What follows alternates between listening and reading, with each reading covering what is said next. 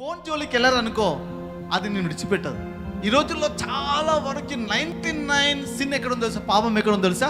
Phone. ఆ phone ఈ రోజుల్లో ఎవడు చూడు పనికి మళ్ళీ వీడియోలు పెడతాడు, ఆకర్షించే వీడియోలు పెడతాడు. ఫోన్ అనేటువంటి దాంట్లో చెడును చూడడానికంట 99% పీపుల్స్ అట్రాక్ట్ అయిపోయారంట.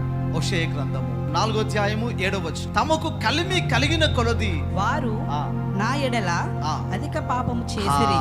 డబ్బు, మనీ ఏం చేసింది? సుఖం ఏం చేసింది? సమాధానకరంగా ఉన్న జీవితాలు ఏం చేసింది అంటే మెల్లిగా దేనికి అట్రాక్ట్ అయిపోయినాయి? చెడును చూడడానికి అట్రాక్ట్ అయిపోయింది. నీ చేతిలో ఉన్న ఫోన్కి దూరంగా ఉండు. అవసరమైనప్పుడు మాత్రమే నీ యొద్ద ఉండడానికి ఇష్టపడు. ఫోన్లో నువ్వెంత జాగ్రత్తగా వాడితే అంత మంచిది. ఓవర్గా ఫోన్ వాడుతుంటే, ఓవర్గా ఫోన్లో పనికి మాలని చూస్తుంటే, దానికి అడిక్ట్ అయిపోతే దేవానం కనికరించు, నా జీవితాన్ని మార్చింది, నా బ్రతుకును మార్చింది, సరైన సావాసం నీలో లేకపోతే దేవా దయచేసి నన్ను మార్చునైనా అని నువ్వు ప్రార్థిస్తే నీ కుటుంబంలో ఈరోజు చక్కటి సమాధానం, చక్కటి ఆదరణ ఉంటుంది. తప్పకుండా ప్రేమ అనురాగాలు, తప్పకుండా నీ జీవితము కట్టబడుతుంది.